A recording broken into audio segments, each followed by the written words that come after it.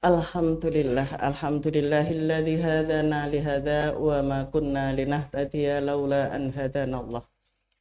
Pertama-tama marilah kita panjatkan puja dan puji syukur Alhamdulillah bahwa sampai saat ini kita masih diberi kesempatan kesehatan sehingga bisa bersama-sama dalam rangka untuk thalabul ilmi, menuntut ilmu.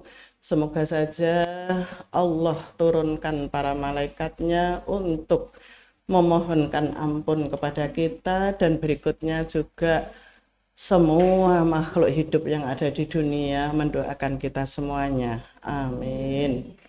Kedua kalinya, salawat serta salam semoga tetap tercurah kepada junjungan Nabi besar Muhammad Sallallahu Alaihi Wasallam yang telah menghantarkan kita semuanya dari alam kegelapan menuju ke alam yang terang benderang. Seperti biasa, sebelum kajian dimulai, kita berzikir terlebih dahulu, dilanjutkan baca sholawat nariyah 3 kali. Ngoten nggih. Ya, kita awali seperti biasa Al-Fatihah, Al-Ikhlas, Al-Falak, An-Nas, ayat kursi. Setelah itu nanti baca sholawat seperti yang kemarin kita baca. Mari kita mulai. Liridho illahi ta'ala. Al-Fatihah. A'udzu billahi minasyaitonir rajim. Bismillahirrahmanirrahim. Alhamdulillahi rabbil alamin. Ar-Rahmanir-Rahim. Maliki yaumiddin. Iyyaka na'budu wa iyyaka nasta'in. Ihdinas siratal mustaqim. Siratal ladzina an'amta 'alaihim ghairil maghdubi 'alaihim waladdallin. Amin. Bismillahirrahmanirrahim. Qul huwallahu ahad. Allahus samad. Lam yalid wa lam yulad wa lam yakul lahu kufuwan ahad. Bismillahirrahmanirrahim. Qul a'udzu birabbil falaq min syarri ma khalaq wa min syarri ghasiqin idza waqab wa min syarri naffatsati fil 'uqad wa min syarri hasidin idza hasad. Bismillahirrahmanirrahim. Qul a'udzu birabbin nas, malikin nas, ilahin nas, min syarril waswasil khannas, alladzi yuwaswisu fi sudurin nas, minal jinnati wan nas. Bismillahirrahmanirrahim. Allahu la ilaha illa huwal hayyul qayyum. La ta'khudhuhu sinatun wa la naum. Lahu ma fis samawati wa ma fil ard. Man dzalladzi yasfa'u indahu illa bi'idhnihi. Ya'lamu ma baina aydihim wa ma khalfahum wa la yuhituna bi syai'in min 'ilmihi illa bima syaa. Wasi'a kursiyyuhus samawati wal ard wa la ya'uduhu hifdzuhuma wa huwal 'aliyyul 'azim. Ya, diteruskan sholawat nariyah seperti biasa. Sudah hafal? Belum? Ya, nanti dipancing mungkin 1 kali karena memang jedanya kan agak jauh gitu ya. Nah, kita sudah bunyi ternyata sininya belum. Tapi manut saja apakah memang mau mengikuti yang di YouTube itu. Sebentar, nggih.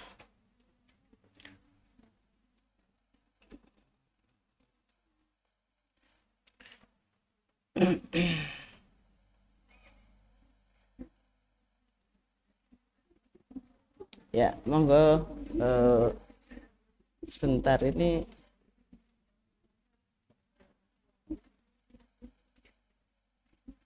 loadingnya kok agak lama. Siapa yang HP-nya ini tempatnya buatun kok muter-muter? Sudah ada yang bisa? Nah, jangan-jangan tempat saya ininya habis. Monggo punyanya Mbak siapa yang bisa?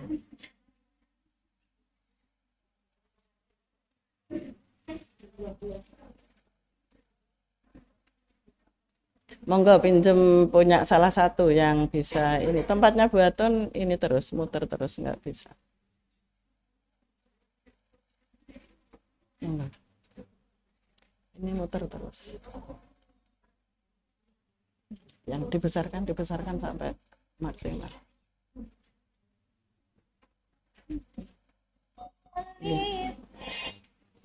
Ya. Monggo guys, 1, 2, 3, bismillahirrahmanirrahim. Allahumma sholli sholatan kamilatan wa salim salaman taman ala sayyidina Muhammadin alladhi tanhalu bihil uqatu wa tawfariju bihil kurabu wa tuqda bihil khawaiju wa tunalu bihil kurabu ibu wa husnul khawatimi wa yustasqal ghamamu biwajhil karim wa ala alihi wa sahbihi fi kulli lamhati wa nafasin bi'adati kulli ma'lumin lak. Allahumma sholli sholatan kamilatan wa salim salaman taman ala sayyidina Muhammadin alladhi tanhalu bihil uqatu wa tawfariju bihil kurabu wa tuqda bihil hawaiju wa tunalu bihir raghaibu wa husnul khawatimi wa yustasqal ghamamu biwajhil karim wa ala alihi wa sahbihi fi kulli lamhati wa nafasin bi'adati kulli ma'lumin lak. Allahumma sholli sholatan kamilatan wa salim salaman taman ala sayyidina Muhammadin alladhi tanhalu bihil uqadu wa tanfariju bihil khubuk wa tuqda bihil khawaiju wa tunalu bihir radaibu wa husnul khawatimi wa yustasqal ghamamu biwajhihil karim wa ala alihi wa sahbihi fi kulli lamhati wa nafasin bi'adati kulli ma'lumillah. Terus ya kita langsung ke materi. Tentu materi ini yang kemarin juga sudah ada satu kelompok nih yang menerima menuju kehidupan yang penuh berkah. Dalam kehidupan semua orang tidak ada yang menginginkan kehidupan yang tidak berkah. Hanya saja kadang bagaimana cara memperolehnya dan berikutnya apa makna berkah itu. Berkah adalah ziyadul khair, tambah-tambah kebaikannya. Artinya apa? Dalam keadaan apapun, suka, duka, dan ini mudah diucapkan, tapi bagaimana cara mengupayakan supaya kita bisa sakit dan sebagainya. Maaf Bu Atun, ini sebenarnya kondisinya lagi kurang fit gitu ya. Tapi ya tadi minum obat dulu begitu, terus berangkat. Harapannya ya pokoknya sakit juga disyukuri begitu. Bagi orang yang paham bahwa Allah menurunkan musibah itu sebenarnya bentuk kasih sayangnya untuk mengampuni hambanya dari kesalahannya. Ini bedanya orang yang paham agama dengan yang tidak. Orang yang tidak paham agama pusing gitu ya sudah kadang udah bingung. Apalagi maaf ya, Bu Atun juga pernah menunggui kakak saya kanker gitu ya. Setiap habis sholat subuh saya harus sudah antar makan ke Sarjito.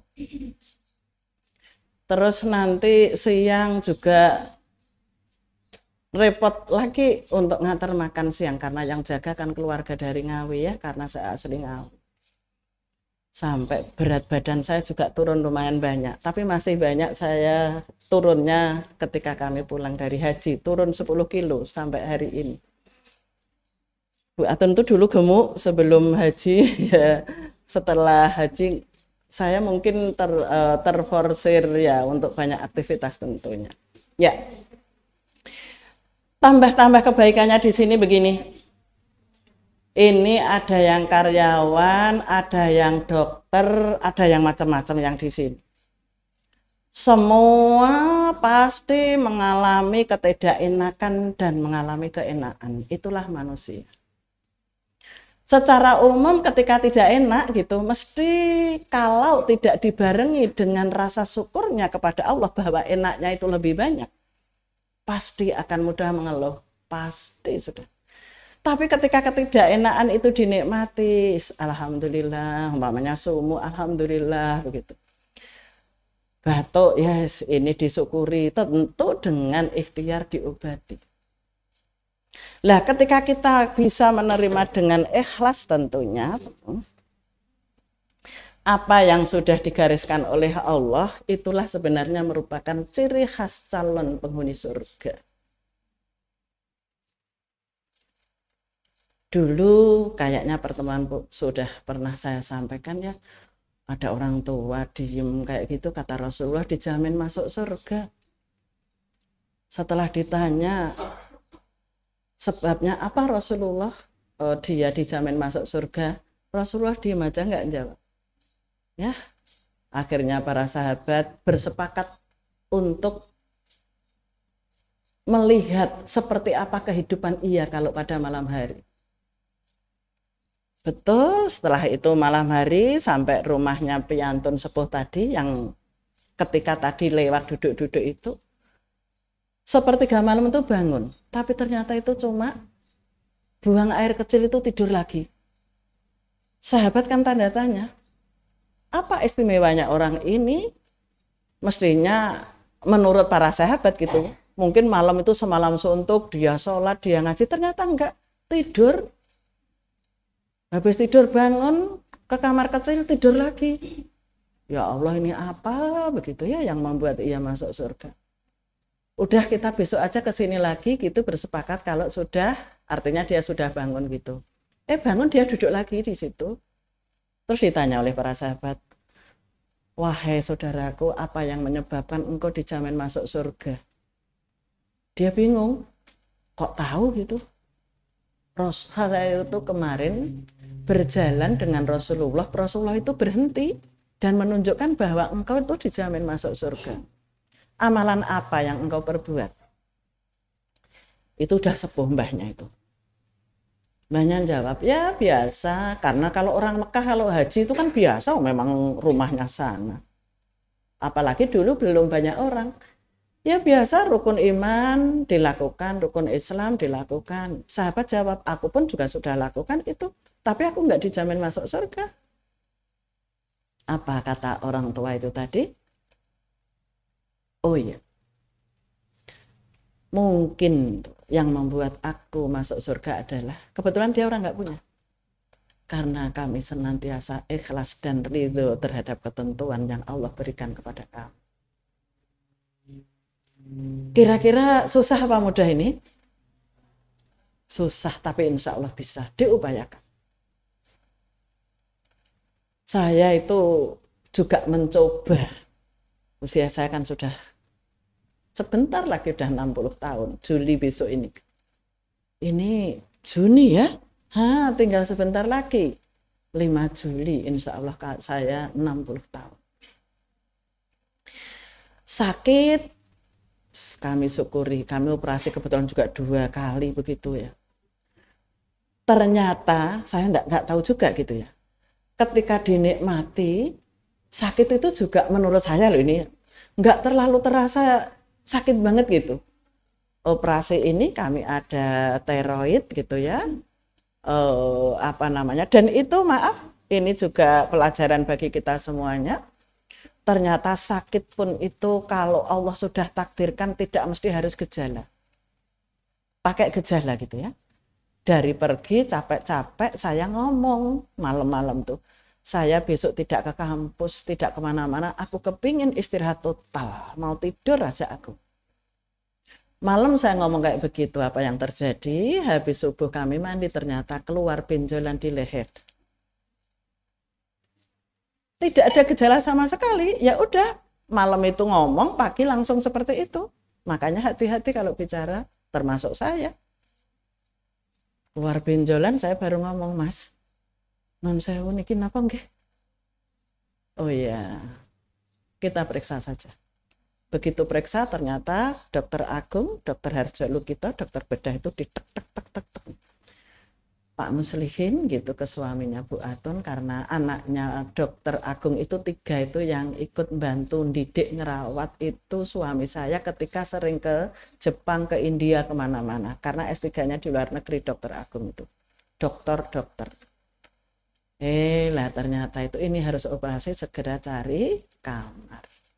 Betul operasi. Saya operasi tidak merasakan sakit, bahkan sampai sembuhnya kami tidak terlalu merasakan sakit. Bahkan saya mau dioperasi, kayak di sini gitu, sudah pakaian operasi itu, pakai topi, terus pakai baju kebesaran untuk operasi itu ya. Itu kami masih membantu orang-orang yang mau dioperasi. Saya turun dari tempat tidur di Rumah Sakit Sarjito. Ada yang sepuh, merintih begitu ya. Rata-rata kalau orang mau dioperasi itu kan memang sudah kondisinya kayaknya udah gawat gitu baru mau. Kami belum, kami masih sehat, masih nggak ngapa-ngapa. Saya turun dari tempat tidur, saya bantu. Pripun Mbah kersane Mbah? Dini tak. Mriki sakit, oh nggih, saya bele-bele, saya elus-elus. Lah dokter kan masuk. Bu, sampean itu kan mau dioperasi kok malah ini ngapain gitu. Iya dok, saya nggak apa-apa, mbahnya merintih-rintih dan saya nggak sakit-sakit banget gitu, enggak. Ya sudah, saya akhirnya bisa bantu beberapa yang mau dioperasi bareng saya begitu. Lah begitu saya sudah ibunya duduk tiduran, ini sudah mau masuk ke ruang operasi baru saya masuk. Jam 9 masuk operasi, jam 1 baru selesai. Sadar saya jam 4:05 pagi. Agak lama gitu. Dokter Probo, Dokter Agung, Dokter Kartika, Dokter Harjuno ya, kebetulan kami banyak teman-teman yang kenal. Sehingga ya biasa saja begitu. Alhamdulillah sampai saya harus pulang dan saya juga tidak ada suara yang beda. Artinya apa? Mari kita sama-sama, itu hanya contoh kecil. Ternyata ketika disyukuri itu enggak banget-banget itu. Maka ternyata hati itu penting banget untuk ditata supaya apa? Menerima keadaan itu serba membahagiakan walaupun sebenarnya terasa sakit. Sakit itu ternyata kalah dengan kesyukuran. Jenengan capek bekerja di sini, ketika jenengan syukuri, insya Allah tidak terlalu capek banget. Jenengan bahagia, jenengan senang gitu ya, termasuk kami. Ini tadi dari kampus, Bu ini dari UIN yang file study mau pamitan nanti Bu Atun, ya udah nanti saya setelah ngimami lah aku gitu. Artinya tugas-tugas itu ketika dinikmati ternyata nyaman. Apalagi kalau sudah berumah tangga. Saya yakin dari pagi sampai malam, apalagi kerja, kami sering itu menyampaikan, wanita-wanita Indonesia itu kebanyakan pahalanya rangkap double. Selain menjadi istri, ia mampu membantu ekonomi suami. Maaf, penjenengan yang sudah haji, sudah umroh, langka mencari toko kok yang jaga wanita itu hampir nggak ada. Bahkan yang rumahnya Solo saya hafal karena saya ke sana kan ya tidak sekali gitu ya, artinya ke Mekah, Madinah itu. Saya tepuk begitu, kan istrinya Solo, dianya Solo, istrinya Mekah itu. Istrinya mana? Nggak pernah diajak. Oh, no, kata dia. Terus, lah kok? Ya nggak boleh. Di sini kok istri jaga toko ditangkap, kata dia gitu. Oh gitu. Dan yang betul sebenarnya seperti itu. Tapi coba kita, maaf ya, ini jujur, kalau kira-kira kita nggak kerja, dari suami itu cukup tidak? Kira-kira, ada yang cukup ngacung? Ada yang cukup ngacung? Ya. Ya. Jadi kayaknya loh ya, kalau satu saja yang kerja, kayaknya loh, ini di Indonesia khususnya kayaknya kurang. Kalau jenengan hidup di Jerman, kayaknya cukup. Karena bayi lahir sampai S3 gratis total, nggak bayar sekolah. Pertanyaan saya, jenengan mikir biaya pendidikan nggak di Indonesia nih? Apalagi kemarin ada ribut UKT naiknya tidak wajar. Pusing deh kalau mikir gitu. Tapi nggak usah dipikir, dilalui saja. Ya. Allah nanti, maaf, ketika kita takwa insya Allah. Allah itu nanti yang akan menata. Dan kehidupan itu kalau diberkahi insya Allah cukup. Maka mari kita sama-sama lihat Quran surat Al-An'am ayat 155. Kalau enggak ya didengarin nanti dilihat di rumah. A'udzu billahi minasyaitonir rajim. Bismillahirrahmanirrahim. Wa hadzal kitabu anzalnahu mubarakun fattabi'uhu wattaqu la'allakum turhamun. Shadaqallahul adzim. Kata Allah berfirman, aku turunkan Al-Quran ini, kitab Al-Quran ini dengan penuh berkah. Wattabi'uhu, maka ikutilah. Ikutilah Al-Quran itu. Ikuti itu ya dibaca, difahami, direnungkan, diamalkan. Wattaqu, dan bertakwalah. La'allakum turhamun, agar kalian mendapatkan rahmat. Jadi konsep untuk mendapatkan keberkahan itu adalah mengikuti aturan Al-Quran. Kalau mengacu kepada Quran surat Al-An'am ayat 155. Yang jadi masalah adalah kadang kita ini kitab sudah diturunkan. Ada loh kalau orang yang awam-awam itu padahal pas menikah maharnya Al-Quran. Seperangkat alat sholat. Kadang Al-Quran tuh nggak dipakai.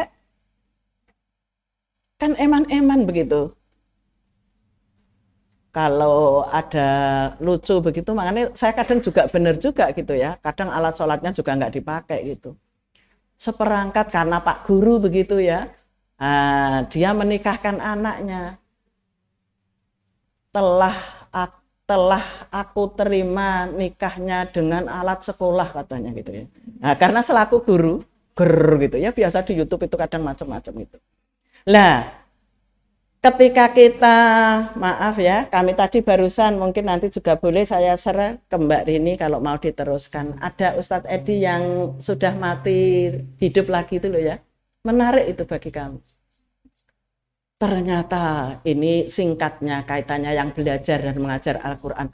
Orang-orang yang di masjid atau di mana saja yang belajar Al-Quran itu ternyata bercahaya. Ini ada tadi saya juga barusan tadi saya share ke jamaah pengajian kami. Dan yang paling bercahaya di situ adalah Ustadz-Ustadzah. Maka Ustadz Edi ini akhirnya ketika ia sudah benar-benar mati, dinyatakan mati, ia itu di dalam dirinya itu melihat orang-orang yang macam-macam itu, salah satu di antaranya yang terakhir dia melihat orang yang belajar Al-Quran, membaca Al-Quran itu bercahaya, terus dia itu, ya Allah izinkan aku untuk hidup kembali, aku akan gitu ya, terus memperjuangkan Al-Quran sampai titik darah penghabisan, karena ia tahu ternyata orang yang membaca Al-Quran itu bercahaya di dalam kematian dia. Akhirnya dia itu kayak gitu, hidup kembali begitu, dan sekarang dia mendirikan rumah tahfidz. Itu untuk pelajaran betul. Maka saya salut di sini tuh baca Quran dulu gitu ya. Syukur Al-Quran itu dibaca di saat sebelum subuh. Karena malaikat menyaksikan. Luar biasa. Jadi subuh itu antara malaikat siang dan malam itu kumpul jadi satu. Sip-sipan. Nah, kayak jenengan ini kan sip-sipan ya. Ketemu itu, sip malam dan sip siang itu ketemu. Nah, maka di situ doa-doa mudah dikabulkan karena malaikatnya banyak ngumpul. Cuma sayangnya kalau di waktu subuh itu orang sama enggan atau capek untuk bangun. Dengar azan loh, dia kadang masih bilang, barusan azan masih lama gitu. Padahal kalau sudah terbiasa bangun malam, kok jam 3 itu sudah merasa kesiangan. Nah, mari kita sama-sama wujudkan supaya kita semuanya termasuk orang-orang yang mengikuti kitab Al-Quran supaya apa tadi? Barokatun, diberkahi hidupnya. Wattaqau, dan bertakwalah, la'allakum turhamun, agar kalian mendapatkan rahmat. Ibu-ibu, mbak-mbak yang kami hormati, orang yang mendapatkan rahmat itu dalam kondisi seperti apapun merasa bahagia, merasa tentram. Kayak apa toh? Mari kita sama-sama buktikan. Syaratnya ada 3. Yang pertama ya, supaya kita dalam kondisi suka dan duka tetap bahagia, memang takwa itu tadi. Takwa itu ciri-cirinya ada. Cirinya orang yang bertakwa adalah ketika akan melakukan sesuatu yang itu dilarang oleh Allah langsung ingat dan tidak jadi melakukan. Mau menggunjing, mau mengeluh, mau menunda-nunda kebaikan, itu semuanya akan terus ingat.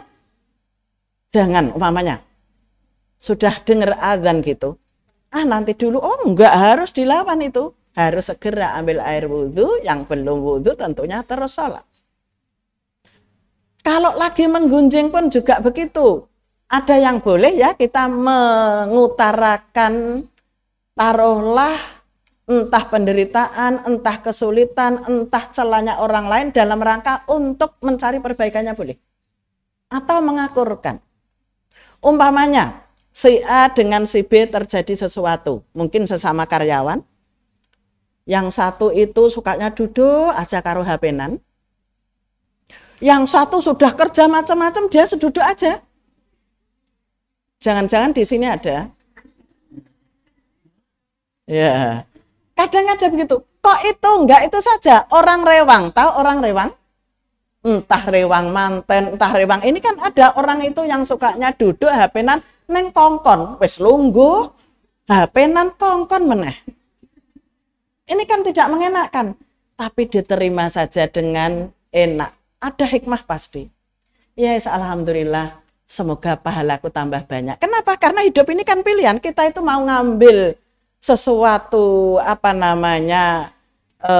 pekerjaan yang mestinya sebenarnya bukan kerjaan saya atau kerjaan kita begitu, enggak? Kok kita mau ngambil itu kan pahala. Makanya kalau kami maaf ya, umpamanya di kampus saja. Karyawan itu kan juga manusia ya, mantenan kan pergi begitu ya, sehingga yang nyapu tidak ada, yang cuci piring tidak ada ketika ia bertugas nyapu dan cuci piring. Ketika dia izin, saya datang pagi. Ini tempat kami namanya Bukadi. Bukadi itu izin 2 hari karena saudaranya mantenan di Pacitan. Saya hanya dengar saja.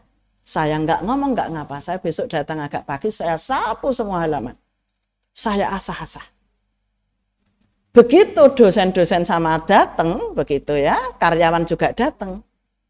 Sama tanya, lah ini tadi yang nyapu siapa, yang nyuci piring ini siapa? Saya nggak ngomong. Ternyata ada yang tahu. Saya tadi tahu. Bu Aton sudah kerup-kerupin itu. Masya Allah. Ya biasa saja gitu ya. Maaf, padahal kami saat itu yang jabat.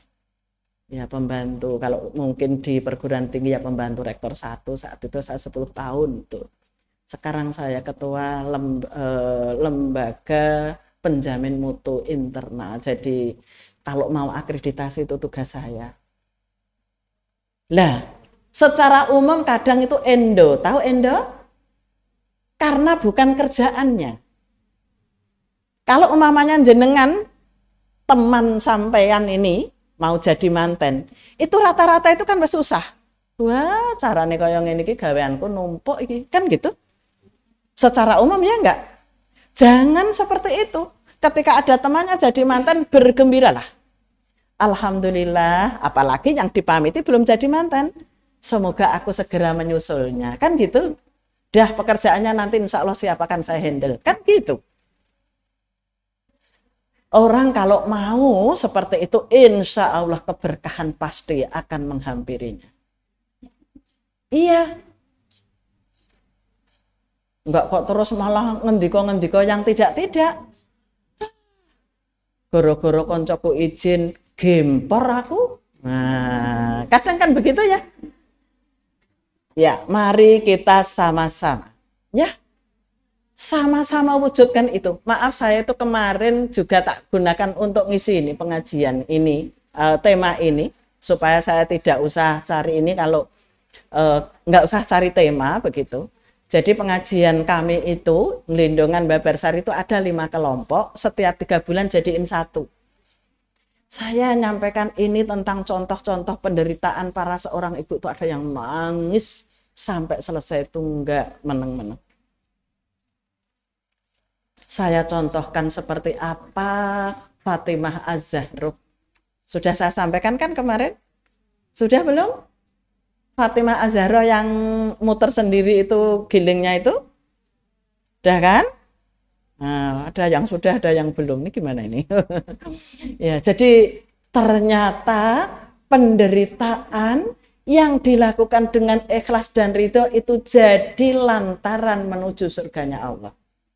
Maka kalau jenengan ini menderita, nggak usah terlalu diratapi, dunia ini tidak lama.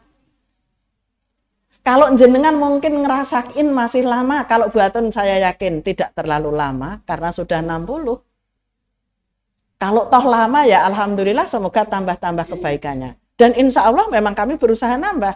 Kalau dulu mungkin sehari 1 juz diusahakan, sekarang lebih dari 1 juz. Mungkin 1 juz itu kan sebelum subuh saja umpamanya begitu. Harus ditambah untuk menyongsong kehidupan yang lama. Hidup di dunia kemarin sudah kami sampaikan, kalau mengacu kepada Al-Hajj ayat Al-Hajj ayat 40 yaitu bahwa 1 hari di akhirat sama dengan 1000 tahun di dunia sama dengan 1 hari di akhirat. Maka ketika dihitung-hitung, kemarin sudah ketemu begitu, 1 jam di akhirat sama dengan 40 tahun di dunia. Maka kalau usianya itu taruhlah 60, berarti hanya 1,5 jam ukuran akhirat, tapi ukuran dunia adalah 60 tahun. Maka jenengan nanti akan merasakan kalau sudah usia 60, 70 ternyata itu enggak kroso. Tahu-tahu mata sudah kabur, kulitnya juga sudah lentur gitu ya. Nah, giginya juga sudah tidak utuh lagi begitu ya, banyak yang pamitan.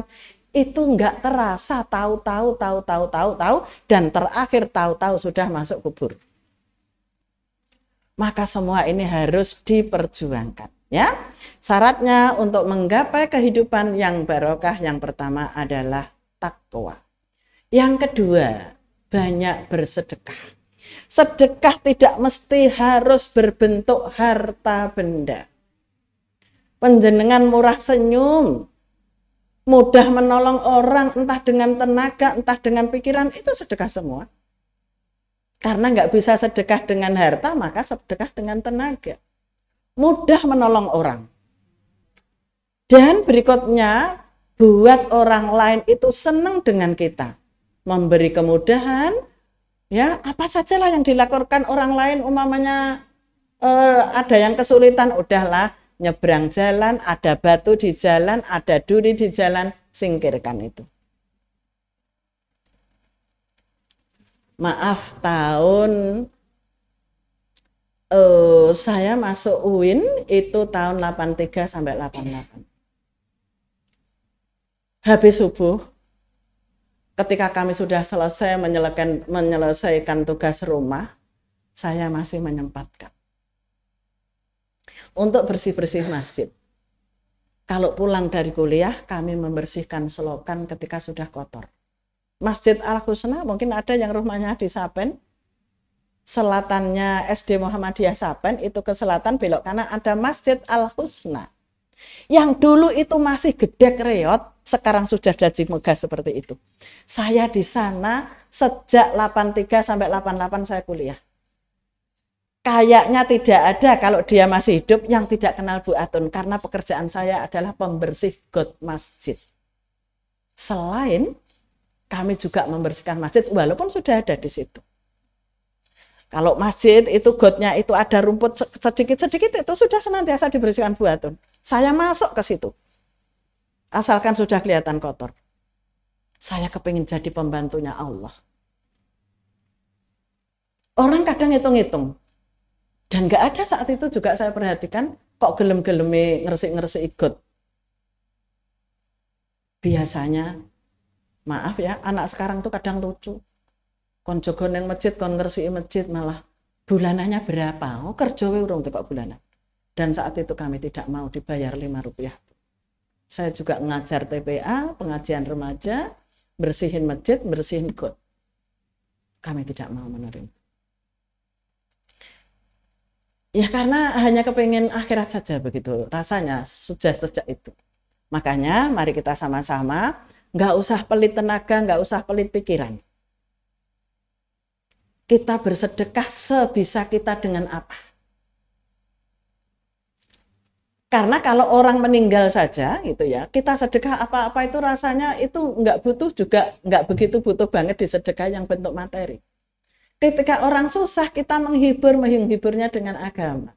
Pamannya ya, tetangga itu ada yang anaknya meninggal dunia. Saya bilang, ojo mbok susah ke banget-banget. Ya karena jamaah pengajian saya. Justru sampean kudu bersyukur. Karena orang tua yang anaknya belum balik, kok itu diambil oleh Allah, itu jadi tabungan besok di akhirat, dia tidak akan masuk surga sebelum orang tuanya ini dimasukkan surga. Nah itu kan terus, nggih Bu, matur suwun, terus meneng.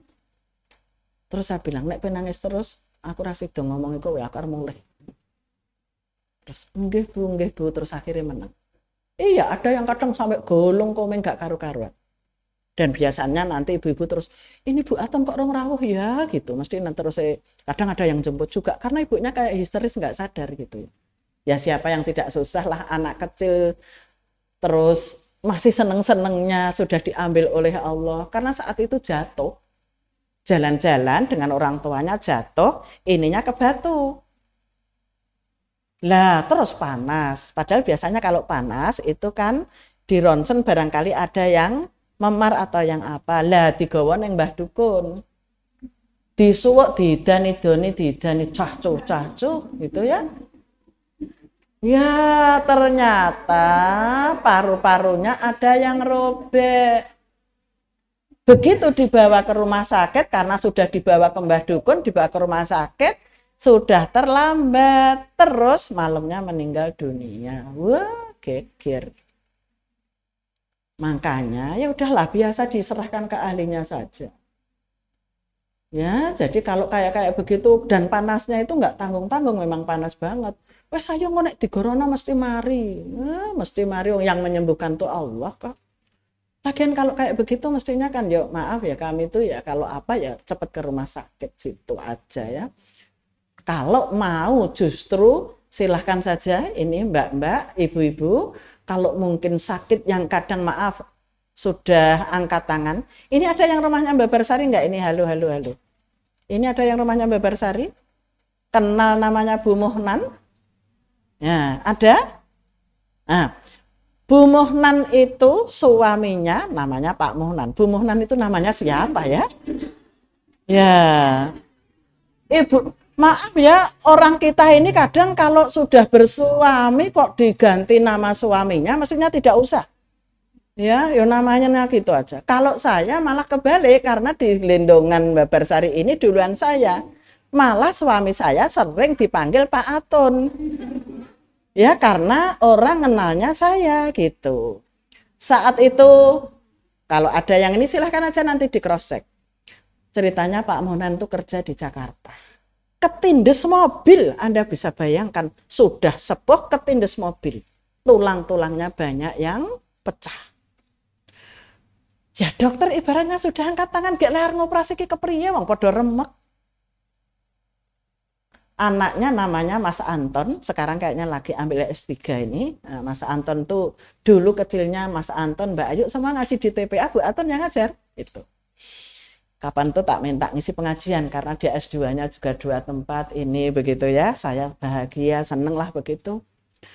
Lah terus, karena dokter nampaknya mau ngoperasi ya bingung, gerak juga udah enggak ini. Nek dioperasi ke kakek sing dioperasi usianya sudah kurang lebih 65 kalau enggak 70-an Pak Muhnan itu. Lah kok habis dioperasi lah ya entek-entekan gitu. Akhirnya sudah bersepakat membaca Quran surat Al-Baqarah 1 kali duduk. Jadi mulai dari Fatihah terus Al-Baqarah itu tidak kemana-mana, utuh dibaca Bu Muhnan dengan Mas Anton. Apa yang terjadi?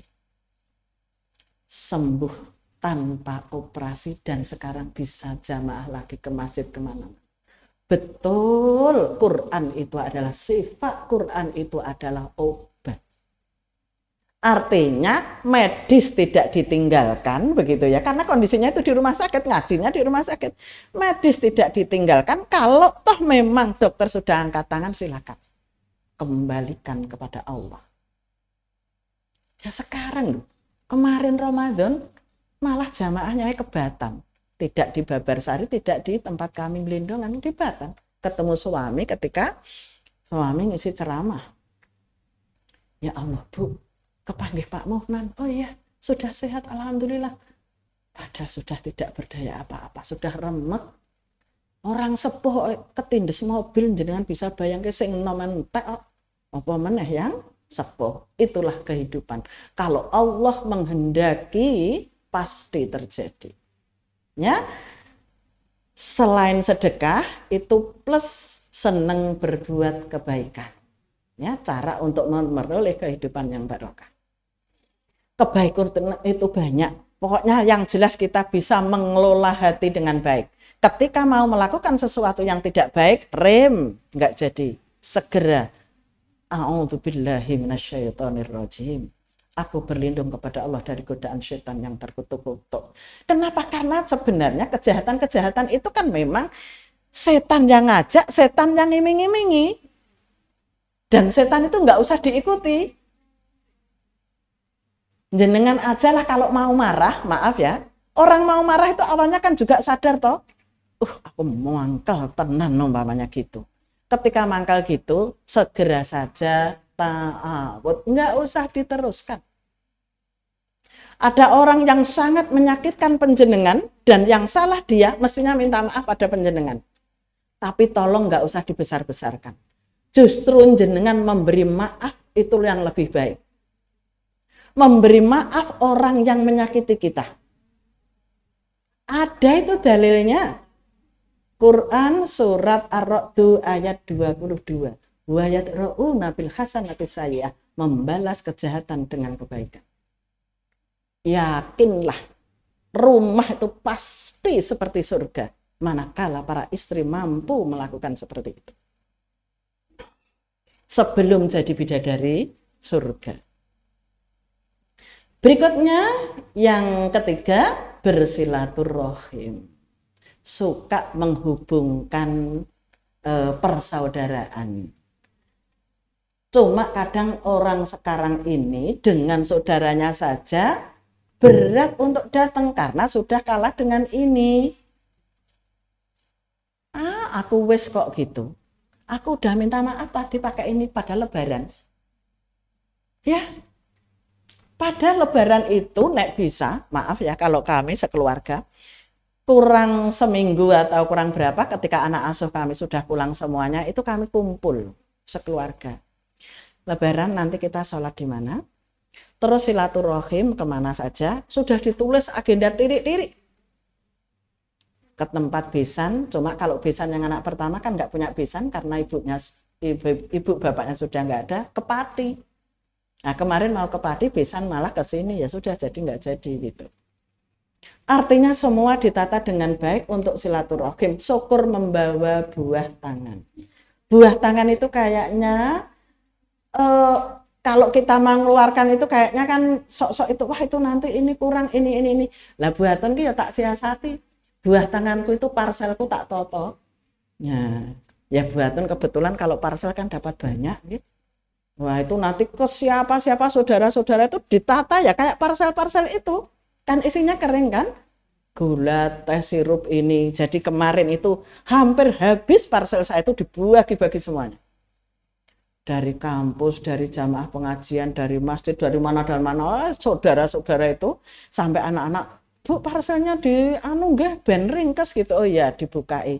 Sekalian saja Nduk ditata. Jadi kan ada di dalam biasanya kan ada kartu lebarannya gitu ya, itu diambil langsung dikasih orang, weh iki tibake parcel yang buatun kan malah lucu itu. Jadi harus dibukai semua gitu, ada yang di luar ada yang di dalam.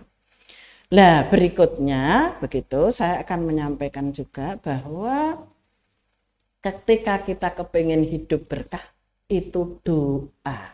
Doanya ada di Quran surat Al-Mu'minun ayat 29. Kita baca atau kita hafal bersama, nanti di rumah dihafalkan. Saya baca nanti diturukan. Nggih. Wa qurrabbi monggo anzilni munzalan mubarakan wa antal khairul munzilin. Iya. Wa qurrabi anzilni, dan berdoalah, ya Tuhanku, tempatkanlah aku. Wa qurrabi anzilni munzalan mubarakan, di tempat yang engkau berkahi. Wa antal khairu munzilin, dan engkaulah sebaik-baik pemberi tempat. Maka doanya nggih, wa qurrabi itu apa namanya? Wakulnya tidak usah. Langsung Robbi anzilni munzalan mubarakan wa anta khairul munzilin. Silahkan itu dibaca di mana saja. Kalau kita ditempatkan di tempat yang penuh barokah, pasti nyaman, enak, dan menambah-nambah kebaikannya. Jadi keberkahan yang dimaksud adalah kita itu kaya yo bahagia, miskin yo bahagia atas ridho Allah. Pinter mengambil hikmah. Ya Allah, aku tuh kok nggak punya ya. Tapi ketika kita ngaji, langsung orang yang miskin itu 1000 tahun lebih cepat masuk surganya dibanding yang kaya. Alhamdulillah, aku miskin, sesuk gak suwe-suwe. Soalnya apa? Harta yang dihitung juga ono. Kan cepet. Tapi pertanyaan saya, siapa yang hidup kepingin miskin ngacung? Nggak ada kan? Maka kepinginnya itu kaya yang barokah. Kalau kaya dibagi-bagi. Supaya tidak memberatkan orang. Ya, kaya itu dibagi. Entah di manalah, saya yakin lah. Jenengan entah tetangga, entah orang tua, entah ini begitu, pasti ada. Kalau di kampus itu penyakitnya, kalau sudah mau wisuda, mau terakhir itu, kebanyakan itu podo bayar itu nunggak kalau di perguruan tinggi swasta. Kalau di negeri nggak bisa. Kalau di negeri kan harus bayar. Kayak kami ngajar di UPN itu saya kadang tanya aja sama mahasiswa-mahasiswa itu. Saya tanya, sampean kena berapa Mbak itu? Ada loh di UPN itu yang hanya kena 150.000 karena UKT itu.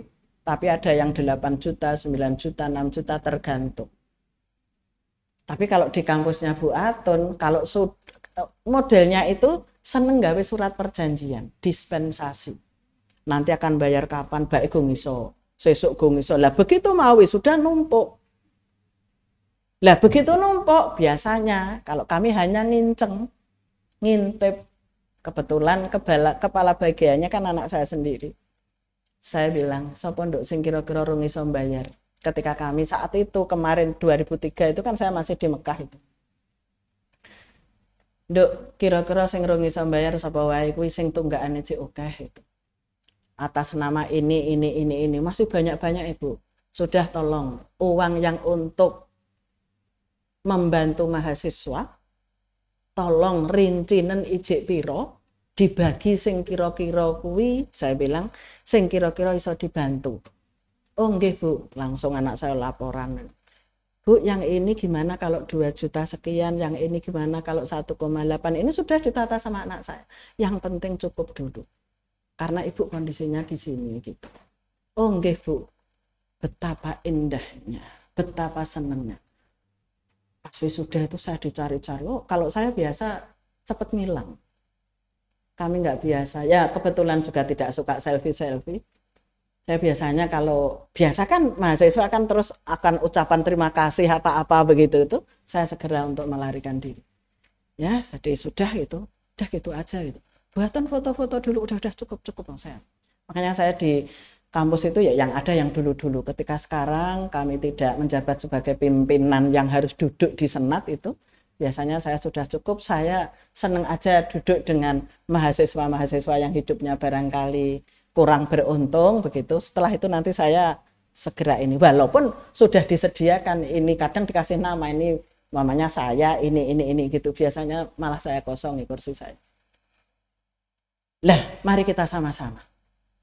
Kehidupan yang barokah ini diwujudkan dengan doa, ikhtiar, dan yang paling tinggi adalah memerangi hawa nafsu ketika kita mau melakukan ketidakbaikan.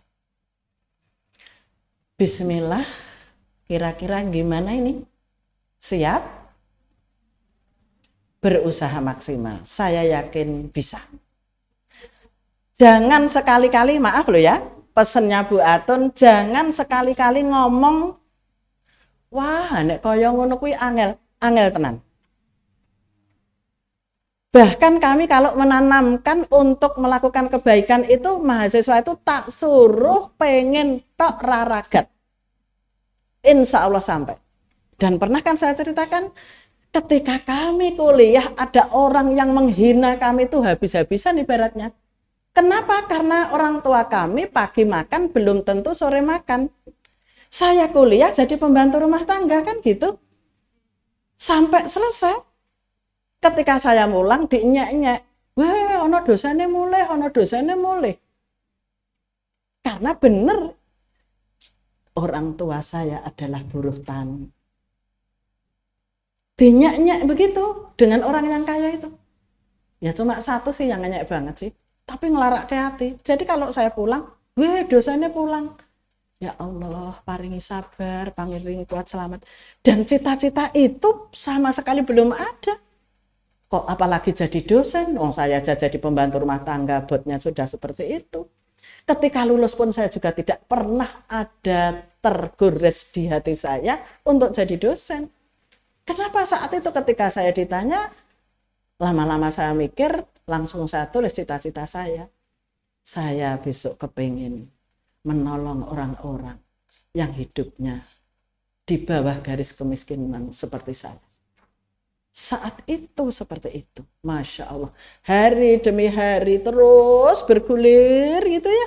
Saya ngajar di SMA Agama saat itu 8 tahun. Di TK Al-Islam awalnya 8 tahun mengabdikan. Karena kami masih punya anak kecil-kecil, setelah itu di SMA Agama 8 tahun, di UGM saya juga sempat ini, terus bergulir. Ternyata akhir saya setelah punya anak yang kelima, benar-benar saya diminta untuk menjadi dosen. Mungkin nanti sampai purna 6-5 tahun. Sudah jadi dosen di satu tempat, diminta di UPN. Bagaimana Bu Atun untuk jadi dosen LB? Dan tidak tanggung-tanggung, saya ngajarnya cukup banyak di UPN tuh. 8 kelas, 9 kelas. Allah mengaruniai kemuliaan, kebahagiaan kepada hambanya itu ternyata prosesnya panjang. Saya juga mendoakan jenengan, siapa tahu jenengan suatu saat punya rumah sakit sendiri-sendiri. Amin. Iya kok.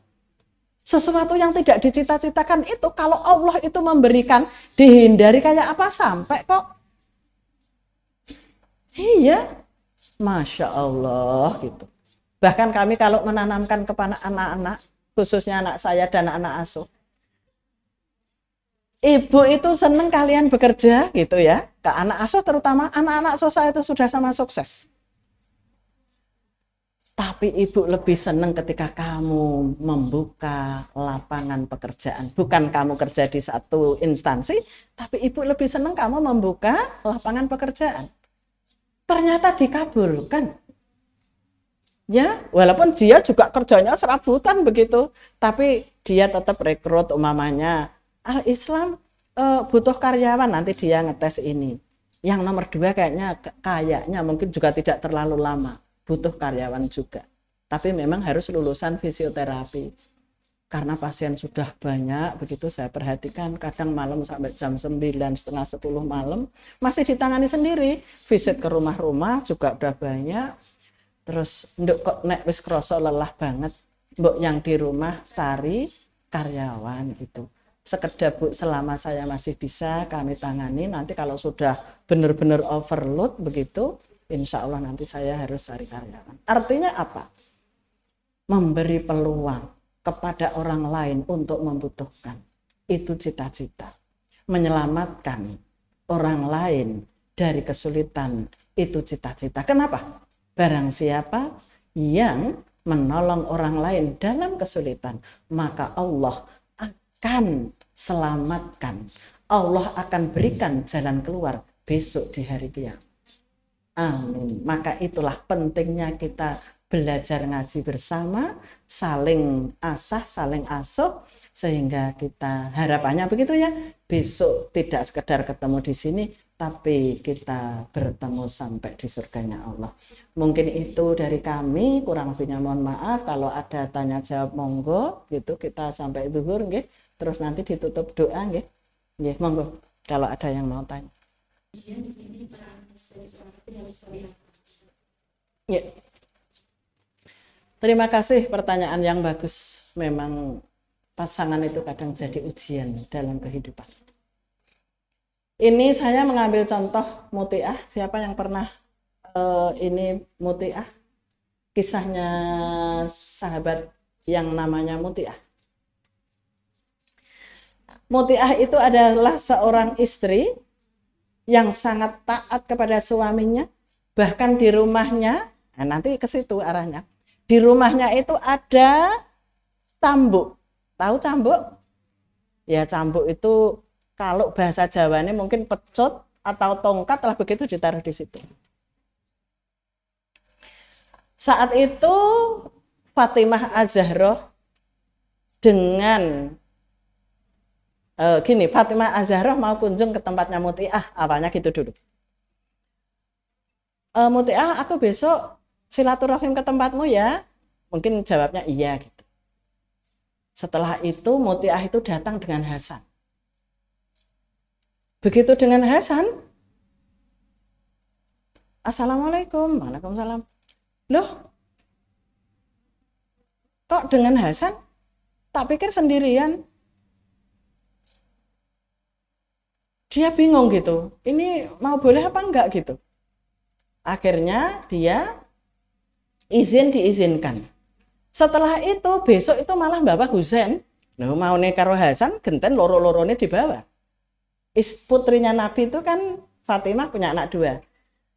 Dia mau ke Mutiah, awalnya Mutiah tok izinnya, tahu-tahu dia malah nggawa Hasan. Bawa Hasan, Mutiah sudah komentar, aku izin pada suamiku cuma kamu tok. Ternyata kok bawa Hasan. Ya sudah, kamu izin dulu, dibolehin enggak? Oh boleh dengan Hasan. Lah besok itu ke situ malah dengan Husain. Tapi ya kok malah meloroki, wong wingi dengan Hasan. Akhirnya dengan Husain diizinkan. Artinya dua-duanya, begitu ya. Setelah itu Fatimah masuk ke rumahnya, kaget melihat ada cambuk itu. Ya, anaknya Nabi loh itu. Mutiah, ada apa itu kayak begitu? Apa kata Mutiah? Wahai Fatimah, setiap malam sebelum tidur, aku pasti tanya kepada suamiku, barangkali dari pagi aku bangun sampai mau tidur, ada sesuatu yang menyakitkan hati suami saya, maka aku minta dicambuk di dunia daripada aku besok dicambuk di akhirat. Mutiah. Siapa yang di rumahnya ada cambuk? Dibuang saja ya, supaya tidak dicambuk ya. Aku juga tidak mau gitu ya. Itu Mutiah itu seperti itu. Lah, setelah itu apa yang terjadi? Setelah itu hari ganti hari ceritanya menarik. Suaminya izin mau perang, tentu bersama Rasulullah. Saat mau perang, pesen kepada istrinya, suaminya itu, wahai Mutiah, aku mau perang, tolong jangan keluar. Cukup di rumah kamu. Artinya persediaan makan dan ini semua sudah disediakan. Saat itu apa yang terjadi? Saat suaminya dalam posisi perang, bapaknya meninggal dunia. Dikabarilah oleh sahabat memberi kabar Mutiah kalau ayahnya meninggal dunia. Coba kita bisa bayangkan. Orang tuanya meninggal dunia, suaminya pesen tidak boleh keluar rumah. Ini kan jadi dilematis. Tapi yang harus diingat adalah bahwa istri itu yang paling harus ditaati adalah suami. Suami yang paling berhak atas suaminya adalah ibu. Nah, kadang agama itu memang gitu ya. Kayaknya kok gitu sih gitu ya. Nah, mestinya kan yo ojo kaya ngono. Tapi itu kita memang harus ikut gitu. Jadi kalau jenengan suaminya izin mau ke tempat ibunya, segera disiapkan yang disukai ibunya dan sebagainya. Itu ciri istri solihah. Neng kadang sampean kan grudel ya. Nek sing putra arep nggone ibuke, awake dhewe kon nyepak-nyepake. Awake dhewe izin arep nang nggone ibuke padahal ibuke sakit ra entuk bojone. Lah yo ngregetke to kadang. Tapi itulah agama mengatur kayak gitu. Apa yang terjadi? Mutiah ngomong sama sahabat tadi. Wahai sahabat Rasulullah, aku sangat kepingin, aku sangat menginginkan untuk datang kepada orang tuaku. Karena orang tuaku kan ya meninggal dunia. Tapi maaf, karena suamiku melarangku, sehingga aku tidak berani keluar dari rumah sebelum dapat izin dari suamiku. Namanya perang, dulu nggak ada HP loh ya. Nah, ya perang, ya mulai kapan juga ngerti kan gitu. Setelah itu suaminya datang, ya sudah biasa aja, makan dulu. Ini pengalaman dan pembelajaran bagi kita. Tolong kalau kita punya kesusahan, suami kita baru pulang, jangan diceritakan langsung. Kudu dimpet. Ojo teko-teko, ya Allah, nggak pulang-pulang. Ibu lo mati umpamanya. Nggak usah, pokoknya ditunda dulu. Ya, pulang dari ini disambut dulu, disenangkan dulu, baru cerita. Akhirnya suaminya datang. Sudah datang, dah makan, ini sudah fresh, baru cerita. Wahai suamiku, saat itu ya nangis. Ayah meninggal dunia, tapi karena engkau melarangku keluar, sehingga aku tidak keluar untuk takziah ayahku, karena pesenmu, aku tidak boleh keluar dari rumah. Oh, suaminya kaget. Astagfirullahaladzim, Masya Allah. Ini gimana ini? Saya durhaka pada orang tua. Langsung suaminya tadi datang kepada Rasulullah. Wahai Rasulullah, ketika aku pergi perang, aku berwasiat kepada istriku supaya tidak keluar rumah. Tapi apa yang terjadi wahai Rasulullah? Ayah dari istriku itu meninggal dunia. Dan istriku nggak mau keluar dari rumah karena dia taat padaku. Terus gimana ini? Apa kata Rasulullah? Istrimu calon penghuni surga karena ketaatannya kepadamu. Ya suami itu ternyata Masya Allah gitu ya. Itu ya. Masya Allah, sebegitunya agama itu menata. Maka sampean termasuk Bu Atun, semoga jadi istri solihah ya. Ya, jadi itu bagaimana kalau orang tuanya sakit? Saya yakin justru begini caranya. Ayo kita bersama jenguk orang tua. Kalau suaminya tadi mungkin kurang mengizinkan. Kenapa? Saya yakin suami itu memang ya macem-macem. Ya ono sing soleh, ono sing salah. Apa meneh ra paham agama. Jian, tapi itu juga bagiannya kita. Ya, itu takdir. Siapa tahu itulah yang membuat lahan amal untuk kita. Maka orang yang hidupnya penuh berkah itu mesti pandai mengambil hikmah.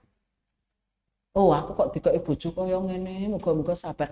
Siapa yang kemarin tanggal 10 kejadiannya yang itu ada yang di Jawa Timur itu ya, ada istri membakar suami, ada di HP saya. Ya, tahu ya? Masya Allah, podo-podo pangkate, podo-podo polisine, ya kan? Masya Allah, goro-goro gaji ke-13, 2.800.000 kok neng rekening nggur 800, sing 2 juta neng di wis menteng-menteng kelek gitu ya. Kayaknya podo polisine. Wah, dia naruh apa bensin di botol sudah disiapin. Kalau kamu nggak segera pulang, anak-anak akan aku bakar semua. Lihat, suaminya akhirnya pulang, diajak masuk rumah, suruh ngelepas baju gitu ya, baju luar tentunya tinggal kaosan, pakai celana pendek, diikat lah gitu. Setelah diikat, diguyur bensin dan dibakar. Tolong tetangganya inilah sekarang nggak tahu masih dilarikan ke rumah sakit. Wow, udah mati. Innalillahi wa inna ilaihi rajiun. Saya baca belum mati soalnya masih dilarikan ke rumah sakit kan terus sudah. Ya Allah, hanya uang 2 juta kehilangan suami dan saya yakin dia akan masuk penjara. Ya enggak kira-kira? Kenapa seperti itu? Karena tidak bisa menahan hawa nafsu. Ya, mestinya kan klarifikasi dulu. Kalau agamanya kuat, mesti dia akan bicara, Mas, uang yang 2 juta untuk apa ya? Mestinya kan gitu. Krono podo polisi ini kira-kira podo mata enreng gitu ya. Nah, polisi kan mungkin gitu. Jadi itu nggih Mbak, ibu-ibu yang kami hormati, kayaknya kita itu memang harus seperti itu, yang sabar, yang ikhlas, yang ridho. Siapa tahu memang jalan kita masuk surga itu lewat suami kita yang modelnya macam-macam, gitu ya. Nah, disyukuri, ya gitu saja ya. Mungkin itu, ini sudah duhur ya, kita doa bersama gitu enggak? Ya. Semoga kita semuanya menjadi istri-istri yang sholihah. Ya, pada akhirnya nanti betul-betul jadi bidadari-bidadari surga untuk suaminya ya. Amin. A'udzubillahi minasyaitonirrajim. Bismillahirrahmanirrahim. Alhamdulillahirabbil alamin hamdan syakirin hamdan na'imin hamdan yuwafi ni'amahu wa yukafi'u mazidah. Ya Rabbana lakal hamdu kama yanbaghi li jalali wajhika wa 'azimi sultanik. Allahumma salli ala Muhammad wa ala ali Muhammad. Allahumma Rabbana taqabbal minna salatana wa siyamana wa ruku'ana wa sujudana wa takhassu'ana wa ta'abudana wa tamim taqsirana ya Allah ya Rabbal Alamin. Ya Allah, terimalah salat kami, terimalah puasa kami, terimalah rukuk sujud kami dan sempurnakanlah kekurangan-kekurangan kami. Ya Allah ya Rahman ya Rahim ya Latif ya Khabir, ultuf bina fi taisiri fa inna taisira ala kulli asirin alaika yasir. Fanas'alukal yusra wal afafa wal mu'afata fid dini wad dunya wal akhirah. Ya Allah, Engkau yang Maha Kasih, Maha Sayang, Maha Halus, Maha Waspada, mudahkanlah atas kami perkara-perkara yang sulit, karena memudahkan perkara yang sulit bagimu sangatlah mudah ya Allah. Ya Allah, mudahkanlah urusan kami, baik urusan dunia maupun urusan akhirat. Ya Allah, aku mohon kepadamu, tempatkanlah kami ini di tempat yang Engkau berkahi, baik dalam rumah tangga kami, dalam tempat kerja kami, dengan tetangga-tetangga kami, di mana saja pun kami berada. Tolong ya Allah, berkahilah tempat kami. Rabbi anzilni munzalan mubarakan wa anta khairul munzilin. Ya Allah, tempatkanlah aku di tempat yang Engkau berkahi dan Engkaulah sebaik-baik pemberi tempat. Rabbana atina fid dunya hasanatan wa fil akhirati hasanatan wa qina adzabannar. Subhana rabbika rabbil izzati amma yasifun wa salamun alal mursalin walhamdulillahi warabbil alamin. Kurang lebihnya mohon dimaafkan. Akhir kata, assalamualaikum warahmatullahi wabarakatuh.